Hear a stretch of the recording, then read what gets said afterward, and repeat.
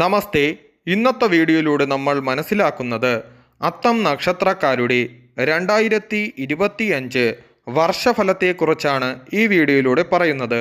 അതായത് 2025 ജനുവരി മാസം 1-ാം തീയതി മുതൽ 2025 ഡിസംബർ 31 വരെയുള്ള വർഷഫലത്തെക്കുറിച്ചാണ് ഈ വീഡിയോയിലൂടെ പറയാൻ പോകുന്നത്. ജനുവരി, ഫെബ്രുവരി, മാർച്ച് സ്വയം തൊഴിലിൽ ഏർപ്പെട്ടിരിക്കുന്നവർക്ക് വരുമാനം വർദ്ധിക്കും.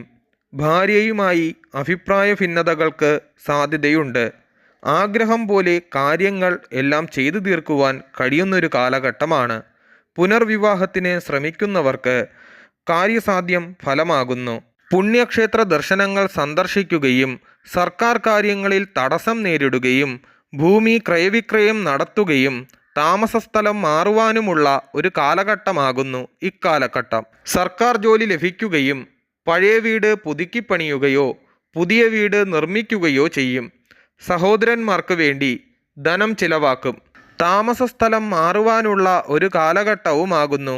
മേലധികാരികളിൽ നിന്നും പല വിധേനയുള്ള ക്ലേശങ്ങൾ നേരിടേണ്ടതായും വരുന്നു. പരിഹാരമായി ദേവിക്ക് പുഷ്പാഞ്ജലി നടത്തുക. ഏപ്രിൽ, മെയ്, ജൂൺ കുടുംബസ്വത്ത് വീതം വയ്ക്കുകയും പുതിയ ബിസിനസ്സുകളിൽ പണം മുടക്കുകയും കുടുംബത്തിലുള്ളവരുടെ ആരോഗ്യം മോശമാകുകയും പതിവിലുമധികം യാത്രകൾ ചെയ്യേണ്ടതായി വരും. ദൂരദേശത്ത് ജോലി കിട്ടുകയും ഓഹരിയിൽ നിന്നും ലാഭം കിട്ടുകയും ഗൃഹാന്തരീക്ഷം സന്തോഷപ്രദമായിരിക്കുകയും വ്യാപാരത്തിൽ മേൽക്കൈ നേടുകയും കൃഷിയിൽ നിന്ന് വരുമാനം കുറയുകയും ലോണുകൾ ശരിയായി കിട്ടുകയും അനുഭവിച്ചുകൊണ്ടിരിക്കുന്ന പല പ്രശ്നങ്ങൾക്കും ശാശ്വത പരിഹാരം കണ്ടെത്തും. ഉറ്റബന്ധുവിൻ്റെ വിയോഗം മനസ്സിനെ വല്ലാതെ തളർത്തും. പല വിധേനയുള്ള അലച്ചിലുകൾ രോഗത്തിന് കാരണമാകുകയും ഫലമാകുന്നു.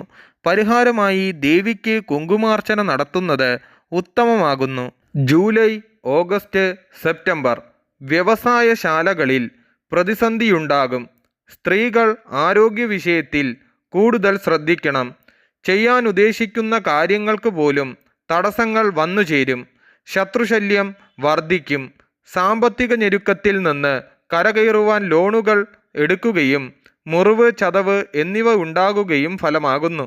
വാദസംബന്ധമായ രോഗങ്ങൾ അലട്ടുകയും ദിവസവേതനത്തിന് ജോലിയിൽ ഏർപ്പെട്ടിരിക്കുന്നവർക്ക് ജോലി കുറയുകയും ചില മാനസിക പ്രയാസങ്ങളിലൂടെ കടന്നു പോകുകയും മക്കളുടെ കാര്യത്തിൽ സുപ്രധാന തീരുമാനങ്ങൾ കൈക്കൊള്ളും.